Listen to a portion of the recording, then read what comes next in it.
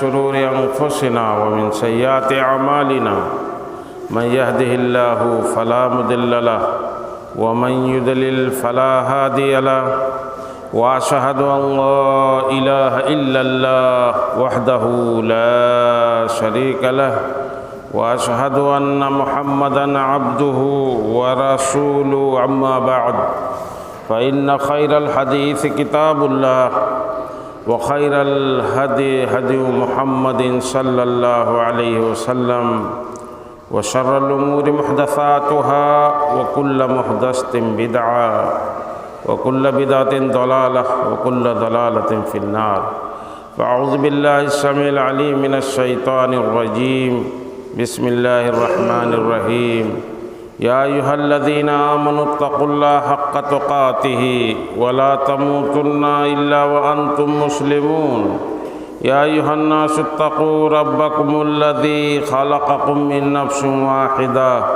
وخلق منها زوجها وبث منهما رجالا كثيرا ونساء واتقوا الله الذي تساءلون به والأرحام إن الله كان عليكم رقيبا يا أيها الذين آمنوا اتقوا الله وقولوا قولا سديدا يصلح لكم أعمالكم ويغفر لكم ذنوبكم ومن يطع الله ورسوله فقد فاز فوزا عظيما وقال تعالى في موضع آخر وَلَقَدْ بَعَثْنَا فِي كُلِّ أُمَّةٍ رَسُولًا أَنِ اعْبُدُوا اللَّهَ وَاجْتَنِبُوا الطَّاغُوتَ۔ حاضرین جمعہ، بزرگان دین، نوجوان ملت، عزیز طلبہ، اللہ رب العالمین کی بڑائی، اس کی کبریائی، اس کی حمد و ثنا ہم پر لائق ہے۔ اس کے بعد اللہ کے حبیب جناب محمد الرسول اللہ صلی اللہ علیہ وسلم کی ذات پہ بے شمار درود و سلام بھیجیں۔ اللہم صلی علی محمد وعلی آل محمد کما صلیت علی ابراہیم وعلی آل ابراہیم انک حمید مجید۔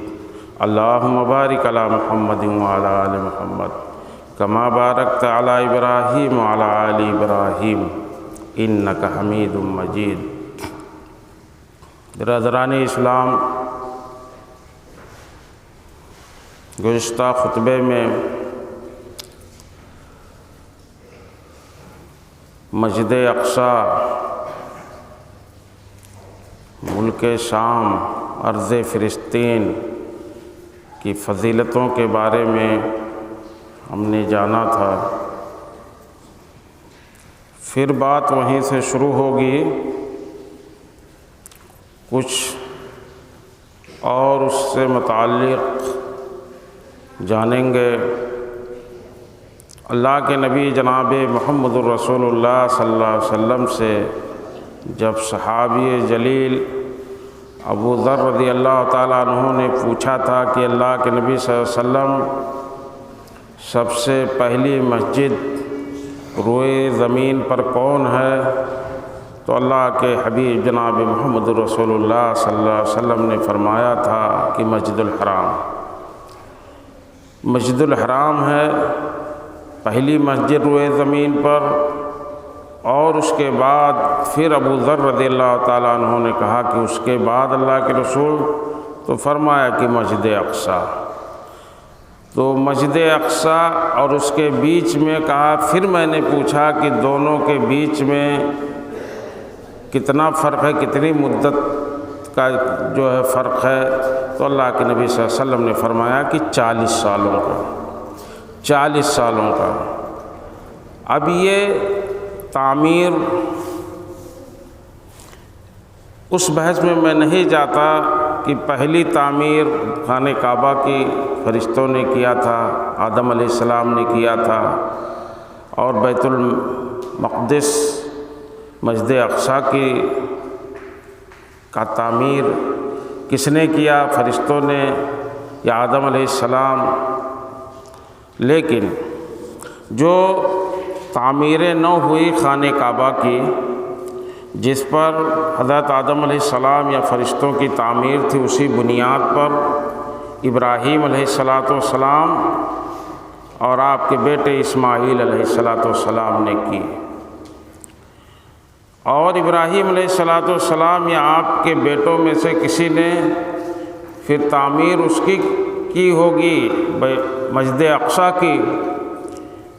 یہ بھی اس حدیث میں یہ بھی مراد ہو سکتا ہے۔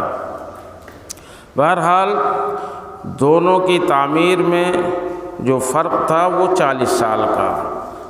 پہلی اسلام کی مسجد، میں اسلام کہہ رہا ہوں اور جان بوجھ کر کے آج یہ بتلانا چاہتا ہوں کہ اسلام میں سب سے پہلی مسجد مسجد حرام ہے اور دوسری مسجد اقصیٰ ہے۔ اور یہ فرق ہم لوگ جان لیں آج کہ دین جو انبیاء کا تھا، تمام انبیاء کا، وہ ایک ہی دین تھا۔ اس میں اگر ہم لوگ امت مسلمہ یہ نہیں سمجھ پاتی ہے کہ یہودیت ایک دین تھا، عیسائیت ایک دین اور اسلام تیسرا دین، یہ دین نہیں ہے، یہ تو نسبت ہے۔ حضرت موسیٰ علیہ السلام آئے اور آپ کی قوم کو یہودی کہا گیا، یہود بنی اسرائیل۔ گزشتہ خطبے میں نے بتلایا تھا کہ حضرت ابراہیم علیہ السلام کے بیٹے اسحاق علیہ السلام تھے، ان کے بیٹے یعقوب تھے۔ یعقوب علیہ السلام کی طرف نسبت کر کے ان کو اسرائیل کہا جاتا تھا۔ اسرائیل کے معنی عبرانی زبان میں عبداللہ کے ہوتے ہیں، تو بنی اسرائیل اسی طرف نسبت ہے یہودیوں کی، لیکن یہ دین ایک ہے۔ قرآن اس کی گواہی دیتا ہے۔ ہم لوگ قرآن سے رشتہ کم رکھتے ہیں، سمجھ نہیں پاتے، اس لیے جو ہے یہ بات واضح کرنی پڑی آج شروع میں کہ سارا دین ایک ہی ہے تمام انبیاء کا، اور اس کو قرآن میں اللہ رب العالمین کھلے طور پہ کہتا ہے۔ سورہ شورى میں 13 نمبر آیت ہے، شرع لکم من الدین ما وصی بہ نوحا، شرع لکم من الدین، تمہارے لیے مشروع کیا گیا ہے وہی دین ما وصی بہ نوحا، جو نوح کو جس کی وصیت کی گئی تھی، جس دین کی، والذی اوحینا الیک، اور پھر اسی دین کو ہم نے بذریعہ وحی تمہاری طرف اے نبی محمد صلی اللہ علیہ وسلم آپ کی طرف ہم نے وحی کیا، اسی دین کو جس کی وصیت ہم نے نوح کو کی تھی۔ اس کے بعد اللہ رب العالمین آگے فرماتے ہیں، وما وصینا بہ ابراہیم و موسیٰ و عیسیٰ، اور جس دین کی وصیت اور تاکید میں نے ابراہیم کو کیا تھا، موسیٰ کو کیا تھا اور عیسیٰ کو کیا تھا، ان اقیموا الدین، کہ تم لوگ سب کے سب دین کو قائم کرو، ولا تتفرقوا فیہ، اور اس کے اندر اختلاف مت کرو، تفرقہ نہ ہو دین کے اندر۔ تو پتہ یہ چلا کہ دین سارے انبیاء کا ایک ہی ہے، ایک ہی دین ہے۔ اسی دین کی نشر و اشاعت کے لیے، اسی کی تبلیغ کے لیے تمام انبیاء کرام بھیجے گئے، دین الگ نہیں تھا۔ اللہ کے نبی جناب محمد الرسول اللہ صلی اللہ علیہ وسلم کا دین جو اسلام ہے، وہی اس دین تمام انبیاء کا دین تھا، اور وہی دین اللہ رب العالمین فرماتا ہے کہ ہم نے وحی کے ذریعے سے آپ کو بھی اس کی تاکید کی ہے نبی، کہ اس کی اطاعت کرو، سب کے سب سارے انبیاء، اس میں تفرقہ بازی نہ ہو۔ وہ دین کیا تھا؟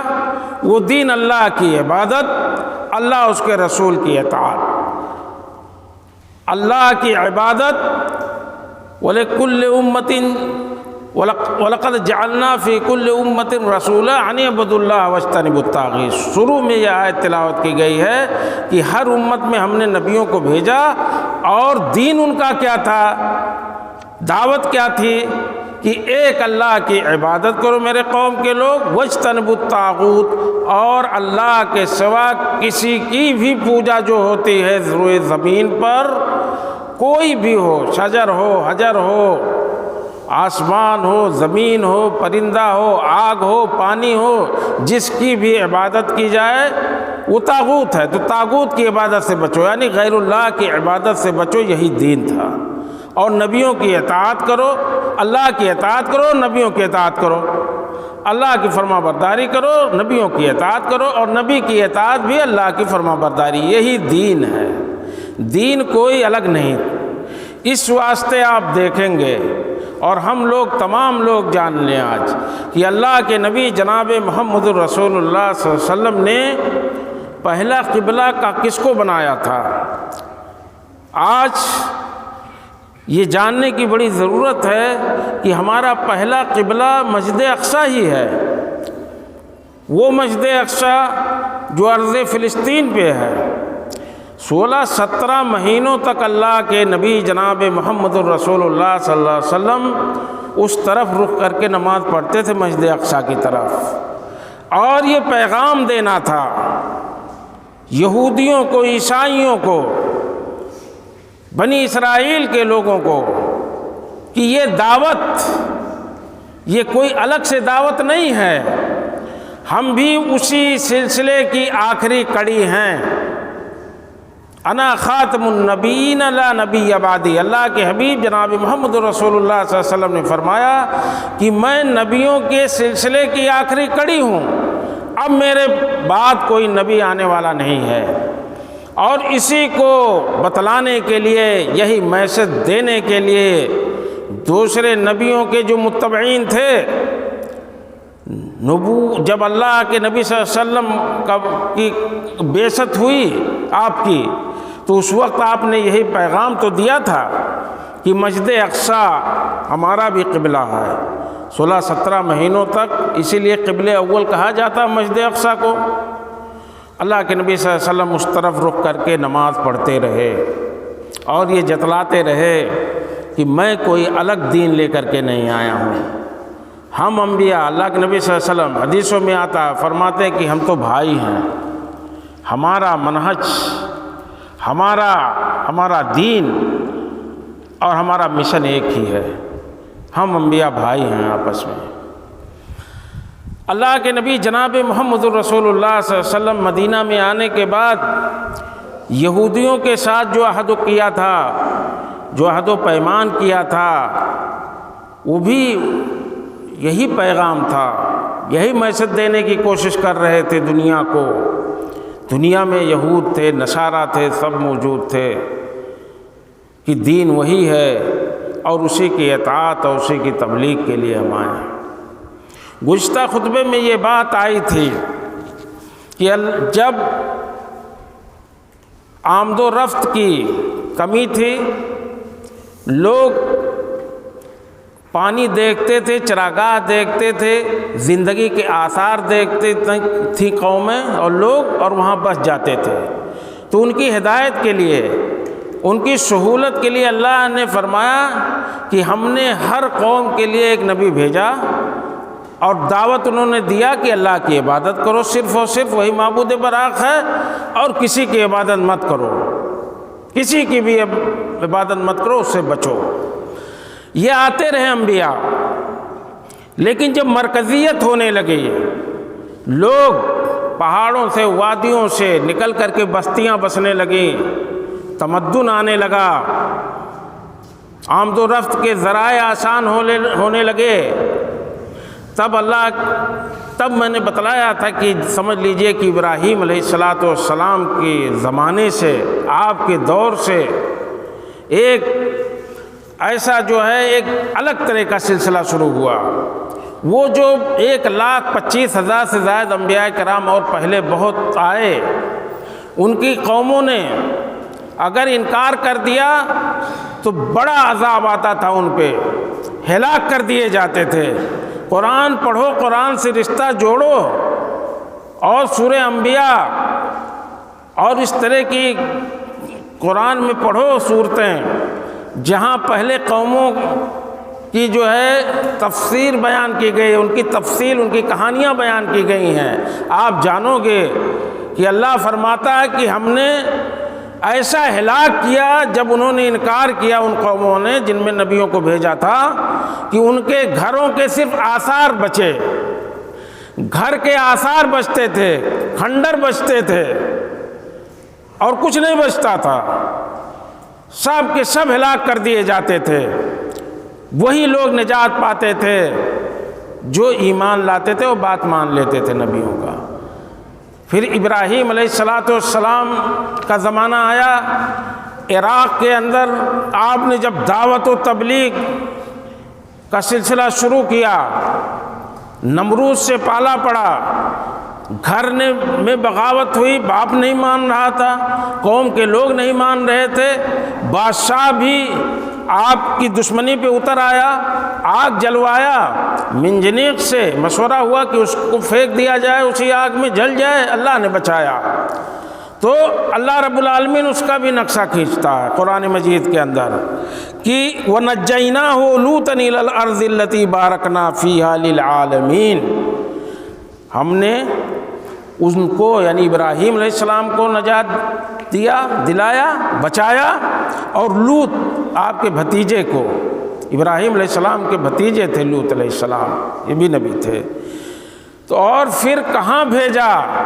عراق سے آئے کہاں؟ اِلَى الْأَرْضِ الَّذِي بَارَكْنَا فِيهَا، اس سرزمین کی طرف بچا کر کے ہم نے بھیجا جس میں ہم نے برکتیں ہی برکتیں رکھی ہیں، اور اس علاقے کے لیے نہیں، اللہ نے کہا للعالمین، سارے جہان کے لیے برکت ہے۔ وہ ارض فلسطین، وہ بیت المقدس کا علاقہ، وہ مسجد اقصی کا علاقہ، وہ ارض شام کی سرزمین، اللہ کہتا ہے کہ وہاں میں نے پہنچایا ابراہیم اور لوط کو، اور وہ زمین ہے جو برکت سے بھری پڑی ہوئی ہے، روحانی برکت ہے۔ نبیوں کا ایک بڑا سلسلہ وہاں سے شروع ہوا، اپنے مشن کا آغاز انہوں نے کیا انبیاء نے وہاں سے، ارض فلسطین سے، اور وہیں مدفن بھی ہے ان کا، قبرستان بھی ہے، ان کی قبریں بھی وہیں موجود ہیں۔ ایک اور آیت میں نے گزشتہ خطبے میں بتلایا تھا کہ اللہ کے نبی جناب محمد رسول اللہ صلی اللہ علیہ وسلم کو جب اسراء اور معراج کا جب سفر پیش آیا تو مکہ سے مسجد حرام سے رات کے کچھ حصے میں اللہ رب العالمین ارض فلسطین پہنچاتا اللہ کے نبی جناب محمد رسول اللہ صلی اللہ علیہ وسلم کو، اور اس کا نقشہ کھینچتا ہے، سبحان الذی اسریٰ بعبدہ لیلا من المسجد الحرام الی المسجد الاقصی الذی بارکنا حولہ، کہ بابرکت ہے وہ ذات اللہ کی جس نے اپنے بندے کو مسجد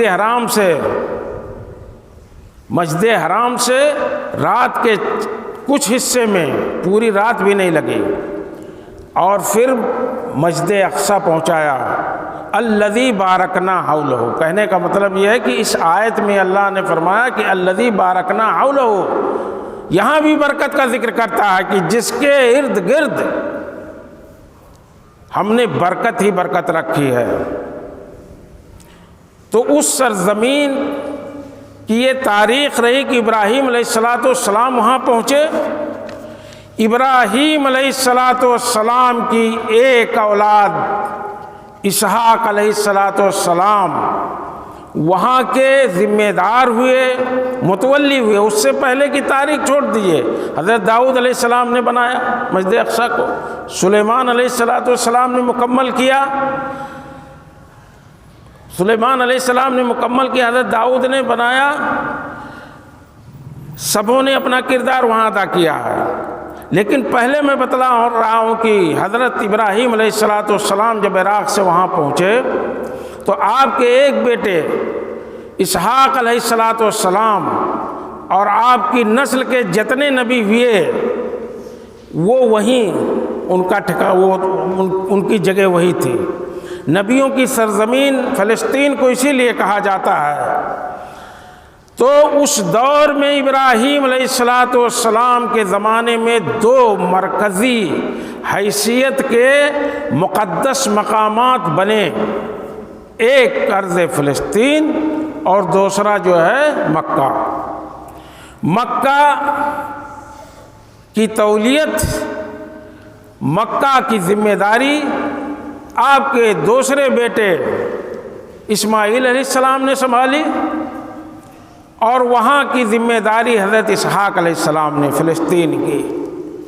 یہ دو روحانی مرکز، دینی مرکز ابراہیم علیہ السلام کے زمانے میں بنے۔ اسحاق اور آپ کی اولاد فلسطین سے جڑی، انبیاء سارے وہاں سے ہوئے اور ان کا مشن وہاں جاری رہا، اور حضرت ابراہیم علیہ السلام کا دوسرا مشن مکہ سے شروع ہوا، جس کی ذمہ داری، جس کے سرپرست حضرت اسماعیل علیہ السلام تھے۔ نبیوں کا سلسلہ وہاں چلتا رہا، نبی بنتے رہے، اور عیسیٰ علیہ السلام بنی اسرائیل کے آخری نبی ہیں۔ نبوت کا دعویٰ جب کیا انہوں نے، لوگوں کو سمجھانے بجھانے کی جو نبیوں کا مشن ہوتا تھا کہ وَاعْبُدُوا اللَّهَ وَاجْتَنِبُوا الطَّاغُوتَ، ایک اللہ کی عبادت کرو اور غیر اللہ کی عبادت سے بچو۔ طاغوت میں نے بتلایا تھا کہ ابن القیم رحمۃ اللہ علیہ نے فرمایا ہے کہ کل ما عبد من دون اللہ فہو طاغوت، اللہ کے سوا جس کسی چیز کی عبادت کی جائے وہ طاغوت ہے۔ جس کی بھی عبادت کریں لوگ، کچھ بھی ہو، جاندار ہو یا نہ جاندار ہو، پتھر ہو، مٹی ہو، پہاڑ ہو، شجر ہو، درخت ہو، کچھ بھی، ہوا، پانی، سانپ، گوجر، جتنے ہوں، جن کی بھی عبادت کی جائے گی وہ طاغوت ہیں۔ اور یہی انبیاء نے کہا کہ طاغوت کی عبادت سے بچو اور اس کی صرف عبادت کرو جو ایک معبود برحق ہے، عبادت کے لائق ہے۔ جب دعوت کا سلسلہ شروع کیا حضرت عیسیٰ علیہ السلام نے، تو لوگ دشمنی پر اتارا ہے۔ یہ یہودی قوم جو حضرت موسیٰ علیہ السلام کی طرف نسبت جن کی ہے، انہوں نے کیا کیا نہیں کہا آپ کو، پاگل کہا، مجنوں کہا، جادوگر کہا، حد تو ہو گئی کہ ابن الزنا بھی کہا یہ زنا کا لڑکا ہے۔ باپ نہیں تھے نا، حضرت مریم علیہ السلام سے جب ولادت ہوئی حضرت عیسیٰ علیہ السلام کی، باپ نہیں تھے، تو آپ نے خود حضرت عیسیٰ علیہ السلام نے اس کی شہادت دی تھی۔ قوم نے سے کہا حضرت مریم علیہ السلام، جب طرح طرح کے لوگ جو الزامات لگانے لگے کہ تمہارا باپ تو ایسا نہیں تھا، تمہاری ماں تو بغیہ نہیں تھی، زانیہ نہیں تھی، تم کیسی نکل گئی ہو؟ تو کہا اسی بچے سے پوچھو۔ تو حضرت عیسیٰ علیہ السلام ابھی پیدا ہوئے تو انہوں نے گواہی دیا کہ میں اللہ کا بندہ، اس کا رسول ہوں۔ اور اس کے باوجود یہ یہود ماننے پہ اتر آئے، جادوگر کہا، مجنون کہا عیسیٰ علیہ السلام کو، اور ابن الزنا بھی کہا کہ یہ زنا کا ناجائز اولاد بھی کہہ ڈالا۔ اور حد اس وقت ہو گئی جب سولی پہ چڑھانے کا وقت آیا کہ پھانسی دے دیں گے، اللہ نے آپ کو اٹھا لیا آسمان پہ زندہ۔ وہاں سلسلہ ختم ہو جاتا ہے۔ بنی اسرائیل کا آخری نبی تھے۔ اب پھر بنی اسماعیل سے اللہ کے نبی جناب محمد الرسول اللہ صلی اللہ علیہ وسلم کی بعثت ہوتی ہے، اور آپ آخری نبی ہوتے ہیں۔ سارے انبیاء کا منہج، میں نے کہا دین تو سب کا ایک تھا، یہ غلط فہمی کبھی پالنا نہیں دماغ میں کہ دین سب کا الگ الگ تھا۔ وَلِكُلٍّ سورہ مائدہ میں اللہ رب العالمین نے فرمایا وَلِكُلٍّ جَعَلْنَا مِنْكُمْ شِرْعَةً وَمِنْهَاجًا، ہم نے ہر ایک کے لیے منہج اور شریعت بنایا، لیکن دین ایک۔ شریعت میں، تشریع میں، منہج میں تھوڑا بہت اختلاف ہو سکتا ہے، کمی زیادتی ہو سکتی تھی۔ روزہ کیسے رکھتے تھے، اس کی ٹائمنگ کیا تھی، کتنے دنوں کا روزہ تھا، نمازیں کیسے پڑھتے تھے، یہ الگ ہو سکتا تھا۔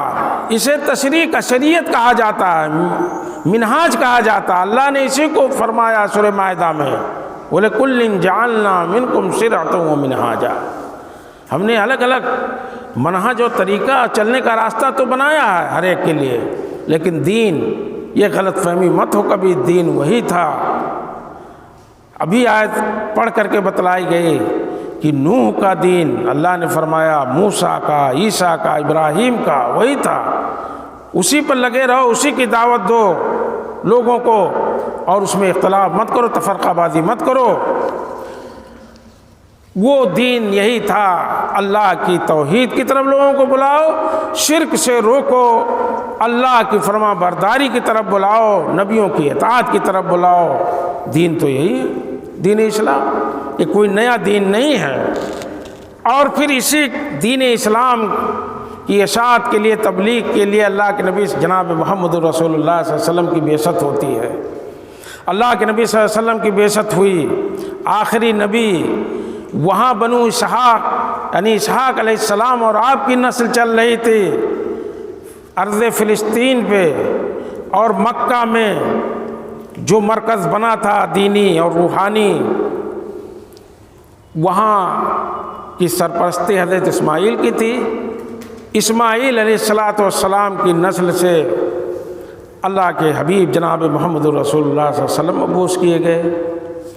یہودیوں اور عیسائیوں جنہوں نے انکار کیا، وہ عصبیت ہی تو مسئلہ تھا انکار کرنے کہ آخری نبی جب آیا تو ہمارے بنی اسرائیل سے کیوں نہیں آیا، یہ بنی اسماعیل سے کیوں آیا، یہ اسی عصبیت کی وجہ سے۔ ورنہ ان کی کتابوں میں، جو ان کی کتابیں موجود تھیں، ان میں آسمانی کتاب تو تھی، توریت، انجیل، زبور، تو ان میں جو نشانیاں بتلائی گئی تھی کہ کھجوروں کی جگہ پر ہوگا، وہ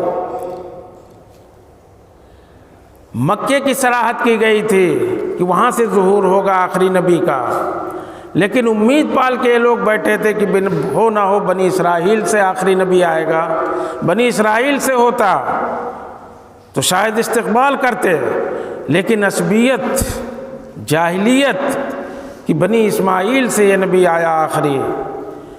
اللہ کے نبی جناب محمد رسول اللہ صلی اللہ علیہ وسلم نے دعوت کا اپنی دعوت کا آغاز کیا، اب کوئی نبی آنے والا نہیں تھا۔ بقیہ انبیاء کا دین، ان کی شریعت، دین تو ایک ہی تھا، اسی دین کی تمدید کے لیے، اسی کی اشاعت کے لیے اللہ کے نبی صلی اللہ علیہ وسلم بھیجے گئے۔ سب کی شریعت منسوخ کر دی گئی، اب تمام لوگ روئے زمین پر، اسی لیے اللہ کے نبی صلی اللہ علیہ وسلم کو اللہ نے فرمایا کہ وَمَا أَرْسَلْنَاكَ إِلَّا رَحْمَةً لِّلْعَالَمِينَ، ہم نے سارے جہان کے لیے اب آپ کو رحمت بنا کر کے بھیجا ہے۔ اللہ کے نبی صلی اللہ علیہ وسلم اب اکیلے نبی تھے، اور ہیں ساری شریعتیں اور سارے لوگ جو اپنا حق اور حقوق و استحقاق کی بات کرتے ہیں، وہ شریعتیں منسوخ ہو گئیں۔ اب ایک ہی شریعت ہے اللہ کے حبیب جناب محمد رسول اللہ صلی اللہ علیہ وسلم کی، اور اسلام تو وہی پرانا دین ہے جو تمام انبیاء کا دین تھا۔ اسی دین کو لے کر کے اللہ کے نبی جناب محمد رسول اللہ صلی اللہ علیہ وسلم آگے بڑھے، اور میں نے شروع میں بتلایا کہ ان کو یہ بتلانے کے لیے 16-17 مہینوں تک مسجد اقصیٰ کو قبلہ بنائے رکھا۔ قبلہ اول ہمارا وہی ہے کہ ہم تمہاری ہی سلسلے تو ایک کڑی ہیں، کوئی الگ سے تو نہیں ہیں۔ دیکھو ہم مسجد اقصیٰ کی طرف رخ کر کے نماز پڑھتے ہیں، اس کا تقدس ہمارے دلوں میں ہے، ہم اسی سلسلے کے ہیں، کوئی الگ سے نہیں ہے۔ پھر بھی انہوں نے انکار کیا، دشمنی پر اتر آئے، سازشیں کی، اللہ کے نبی جناب محمد رسول اللہ مسلمانوں کے خلاف، اللہ کے نبی جناب محمد رسول اللہ صلی اللہ علیہ وسلم نے دعوت کا کام کیا مدینے میں۔ اب آس پاس کے قبیلوں کو جب دعوت دیا جو مدینے کے گرد و پیش میں تھے، اس کے بعد جو سلاطین تھے، جو بادشاہ تھے، قیصر و کسریٰ، ایران کے بادشاہ، روم کے بادشاہ، ان کو جو ہے اپنی دعوت کا کام شروع کیا ان کے لیے۔ اپنی زندگی میں اللہ کے نبی جناب محمد رسول اللہ صلی اللہ علیہ وسلم جانتے ہیں کہ سن 9 ہجری میں اللہ کے نبی صلی اللہ علیہ وسلم آخری ایام میں تبوک تک فوج لے کر کے پہنچ گئے۔ تبوک تک آپ خود، شامیوں کی وہاں حکومت تھی، قیصر کی حکومت تو ادھر ہی تھی شام میں، تبوک تک اللہ کے نبی صلی اللہ علیہ وسلم اپنی زندگی میں وہاں تک لے کر کے فوج پہنچے تھے۔ یہ پیغام تھا نہ ماننے والوں کے لیے، جو بنی اسرائیل کے لوگ تھے، جو اور لوگ تھے یہودی عیسائی، کہ اب یا تو اس دین کو مان لو یا تو جزیہ دے کر کے رہو، جزیہ دو، ٹیکس دو اور پھر رہو، وہم صاغرون، نیچا بن کر کے، نیچا بن کر کے رہنا ہوگا، جزیہ اور ٹیکس دینا ہوگا، اور یا تو اسلام کو قبول کر لو۔ یہی اسلام نبیوں کا دین تھا اور میرا بھی دین ہے۔ اب اس سے راہ فرار اختیار کرنے والوں کے لیے اللہ کے نبی نے پیغام دیا تھا اپنی زندگی میں۔ تبوک تک آپ خود پہنچے تھے۔ اللہ کے نبی جناب محمد رسول اللہ صلی اللہ علیہ وسلم کی جب وفات ہوتی ہے تو اللہ کے نبی جناب محمد رسول اللہ صلی اللہ علیہ وسلم کے بعد حضرت ابوبکر صدیق رضی اللہ تعالیٰ عنہ خلیفہ ہوتے ہیں۔ آپ نے اس سلسلے کو جاری رکھا، آپ نے فوجوں کو بھیجا، آپ نے اپنی زندگی میں فوجوں کو بھیجا، اور اسی سلسلے میں وہ فوجیں چلتی رہیں، علاقے فتح ہوتے رہے۔ حضرت عمر فاروق رضی اللہ تعالیٰ عنہ کا زمانہ آ گیا، اور اس کے بعد یہ سلسلہ ارض فلسطین اور شام تک جا پہنچا، اور وہاں جو عیسائی جو حکومت کر رہے تھے اس وقت، رومی، ان سے پہلے مسلمانوں سے ابو عبیدہ بن جراح رضی اللہ تعالیٰ عنہ کمانڈر تھے، ان سے مقابلہ ہوا۔ انہوں نے دیکھا کہ مقابلہ نہیں کر پائیں گے تو قلعے میں محصور ہو گئے۔ عسکری اور سیاسی اور دینی رہنماؤں نے بیٹھ کر کے اندر مشورہ کیا کہ اب کیا کیا جائے۔ سبوں نے کہا کہ جیت پانا ان سے مشکل بات ہے، اب تو جیت ملے گی نہیں۔ ہاں البتہ ایک پرستاؤ رکھا جائے کہ ان کا خلیفہ جو ان کی کتابوں میں موجود تھی، ان کی صفت حضرت عمر فاروق کی کہ بڑا سادہ ہے اور بڑی سادگی کی زندگی گزارتا ہے، فقیر ہے، تو کہا کہ ان کو بلاؤ اور ان کے ہاتھ میں چابی دے دیں گے۔ یہ حضرت عمر فاروق رضی اللہ تعالیٰ عنہ کے زمانے میں فلسطین فتح ہوتا ہے۔ عمر فاروق کو پیغام بھیجا گیا کہ آپ کے ہاتھ میں وہ لوگ قلعے کی چابی دیں گے۔ عمر فاروق رضی اللہ تعالیٰ عنہ چل دیتے ہیں۔ ایک سواری تھی، مشہور واقعہ سب جانتے ہیں کہ آپ کا غلام بھی ساتھ میں اور آپ بھی چل دیے مدینے سے۔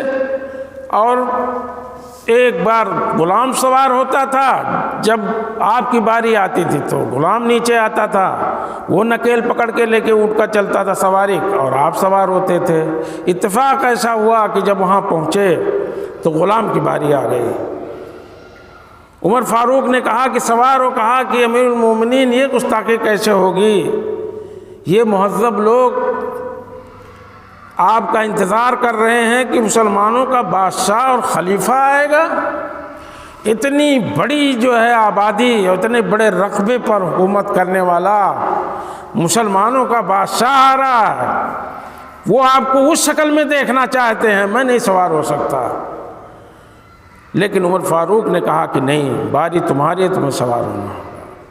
سوار ہوا، راستے میں کیچڑ آیا جو ہے، آپ کے پاؤں میں کیچڑ بھی لگے ہوئے تھے عمر فاروق کے۔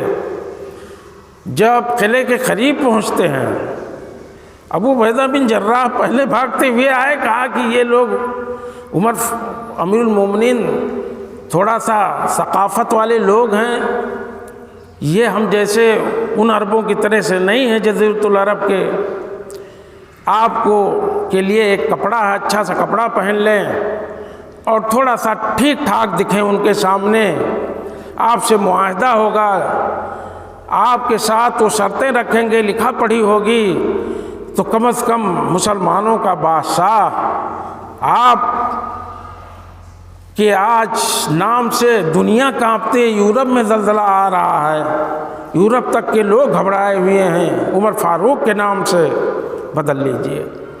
عمر فاروق نے اسی موقع پر بہت تاریخی جملہ کہا تھا، اور آج بھی اسے لوگ یاد کرتے ہیں کہ انا نحن قوم اعزنا اللہ بالاسلام فلا نطلب العزت فی غیرہ۔ عبیدہ بن جراح، تم مجھے ان کپڑوں میں عزت دینا چاہتے ہو، یہ ہرگز نہیں ہو سکتا۔ یاد رکھو کہ ہم وہ قوم تھے جنہیں بکریوں کا چرواہا کہہ کے دنیا یاد کرتی تھی، لیکن اللہ نے اسلام کے ذریعے ہمیں عزت دیا۔ فلا نطلب العزت فی غیرہ، اب اس کے علاوہ میں عزت نہیں چاہیے۔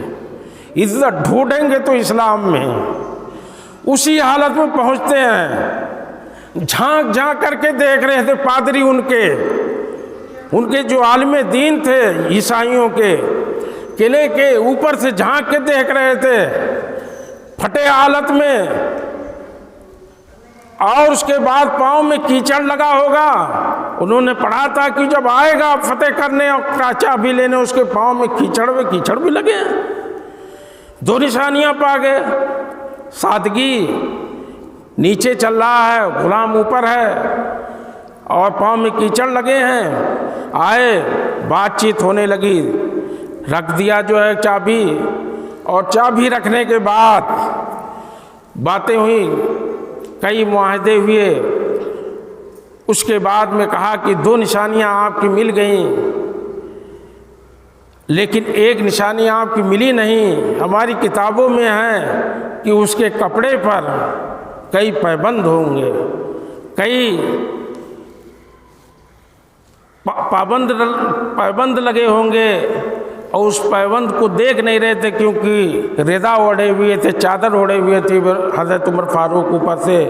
جب ردا ہٹا دیا تب ان لوگوں نے دیکھا کہ کپڑے پر تو سب پابند ہی پابند لگے ہوئے ہیں۔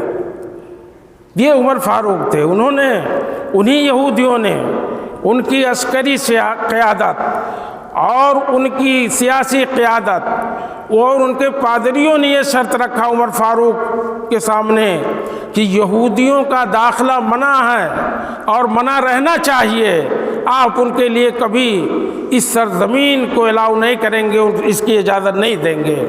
لیکن عمر فاروق نہیں مانے، ان یہودیوں کے لیے مسلمانوں کا وہ خلیفہ، اس نے اجازت دیا کہ وہ آ سکتے ہیں، زیارت کر سکتے ہیں، ان کے لیے ایک الگ علاقہ متعین کیا کہ وہاں رہ سکتے ہیں۔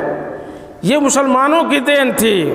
اس زمانے میں بھی 14 ہجری یا 15 ہجری میں جب فتح ہوا فلسطین، تب سے لے کر کے 1967 تک مسلمانوں کے پاس مسجد اقصی تھا۔ مسجد اقصی 1967 تک۔ بیچ میں آپ کو انتباس ہوگا کہ صلاح الدین ایوبی نے فتح کیا تھا، تو ہاں 88 سالوں کے لیے عیسائیوں نے پھر اس پر حکومت کی۔ 1099 عیسوی میں وہ لوگ قابض ہو گئے تھے فلسطین پہ عیسائی، اور پھر اس کو 1187 عیسوی میں صلاح الدین ایوبی نے پھر سے اس کو آزاد کرایا تھا۔ یعنی 88 برسوں کو چھوڑ دیں بیچ میں تو 14-15 ہجری سے لے کر کے عمر فاروق کے زمانے سے لے کر کے اور اس زمانے پچھلی صدی 1967 تک مسجد اقصی مسلمانوں کے پاس تھا۔ مسجد 1967 میں جب عربوں سے جنگ ہوئی اور اس میں اسرائیل جیت گیا تو اس حصے پر بھی مسجد اقصی پر بھی قابض ہے۔ یہ اس کی تاریخ رہی۔ اور ان یہودیوں کو اگر کسی نے بسنے اور آنے جانے کی عیسائیوں نے اجازت نہیں دی تھی، عمر فاروق نے اجازت دیا تھا۔ اس زمانے میں بھی اور اس زمانے میں بھی جب عیسائیوں کی مکاری شروع ہوئی، یورپ امریکہ نے ان کو بسانا چاہا اور 1917 سے جب آنے لگے وہ آباد ہونے کے لیے دھیرے دھیرے، تب بھی مسلمانوں نے، عربوں نے، فلسطین کے لوگوں نے عیسائیوں کو پناہ دیا۔ 1939 کے بعد جرمنی نے جب ان کا قتل عام کیا تھا، 65 سے 68 لاکھ، مختلف طرح کی روایتیں آتی، تاریخ میں پڑھیں گے تو پائیں گے کہ 65 سے 68 لاکھ یہودیوں کو قتل کیا تھا۔ تب بھاگے تھے۔ کوئی ملک یہ جو ان کے خیر خواہ بنے ہوئے ہیں آج، یورپ، امریکہ، برطانیہ، کسی نے رہنے کی اجازت نہیں دیا تھا، سب نے بھگایا تھا، دھتکارا تھا۔ اس وقت بھی یہی عرب کے لوگ اور یہی مسلمان اور فلسطین کے لوگوں نے انہیں قبول کیا تھا۔ اور پھر حد اس وقت ہو گئی جب برطانیہ، امریکہ اور UN اقوام متحدہ نے مل کر کے 1948 میں اسے ایک جائز ریاست کی شکل دے دی۔ اب فلسطین کا حصہ الگ اور اسرائیل کا حصہ، اسے اسرائیل کی منظوری مل گئی 1948 میں۔ اور آج دیکھ رہے ہیں آپ، اخبار میں پڑھتے ہوں گے، سنتے ہوں گے کہ کس طرح کا ماحول ہے اور کیسے جتنی زمین دی گئی تھی انہیں اس سے کئی گنا زمین قبضہ کر چکے۔ یہ مسلمانوں کی رواداری تھی۔ اس وقت بھی عیسائیوں نے شرط رکھا تھا عمر فاروق کے زمانے میں کہ انہیں گھسنے نہ دیا جائے، لیکن آنے جانے کی اور رہنے کی اجازت عمر فاروق نے دیا تھا۔ اور اس صدی میں بھی مسلمانوں نے بڑا دل دکھایا تھا جب دنیا نے انہیں دھتکار دیا تھا۔ لیکن آج وہ سازشی قوم، وہ مکار قوم، امریکہ کے ایک بنیامین کر کے ایک صدر ہے، وہ پرستاؤ اپنے ملک میں لایا تھا کہ انہیں آباد نہ کیا جائے امریکہ میں، کیونکہ یہ جہاں جاتے ہیں وہاں کا ماحول خراب کر دیتے ہیں، سود کا کاروبار عام کر دیتے ہیں، تجارت کی شرافت اور اس کی نزاہت کو ختم کر دیتے ہیں۔ یہ لوگ مطلبی لوگ ہیں، اپنے مطلب کا کام کرتے ہیں، صرف دنیا کو فساد، برائی میں جھونک دیتے ہیں، حرام میں جھونک دیتے ہیں، حرام خوری میں۔ تو دنیا ان سے نفرت کرتی تھی، مسلمانوں نے بڑا دل دکھایا تھا۔ یہ ارض مقدس کی یہ تاریخ ہے کچھ، اور جانیں کہ ان نبیوں کی آخری کڑی اللہ کے نبی جناب محمد رسول اللہ صلی اللہ علیہ وسلم تھے۔ اب کوئی شریعت، دین تو وہی ہے سارے انبیاء کا، لیکن شریعت اب کوئی باقی نہیں، سب منسوخ ہیں۔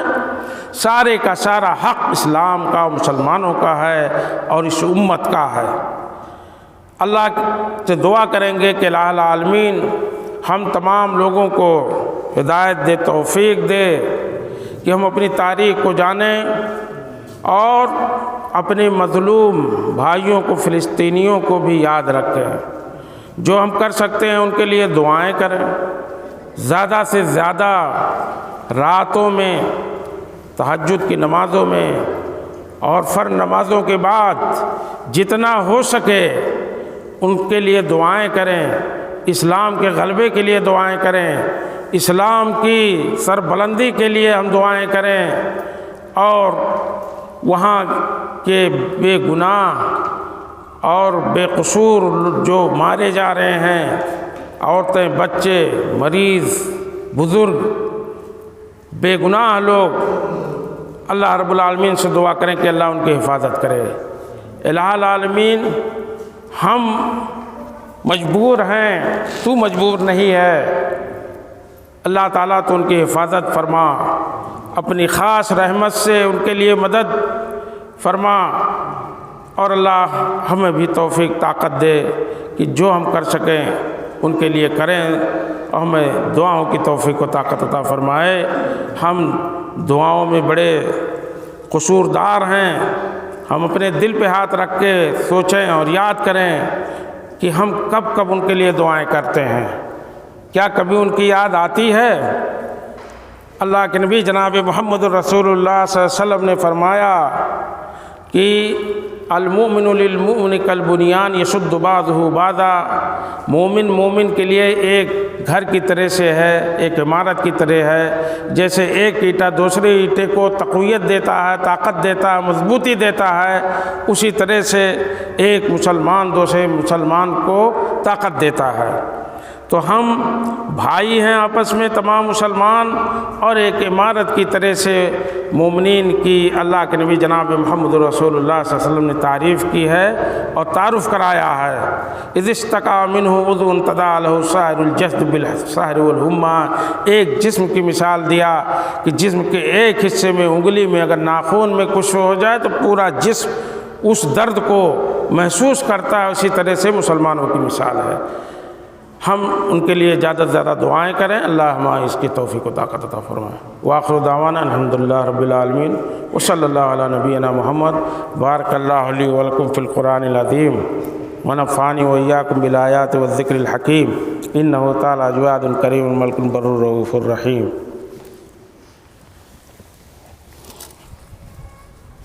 بند کر دو بہو۔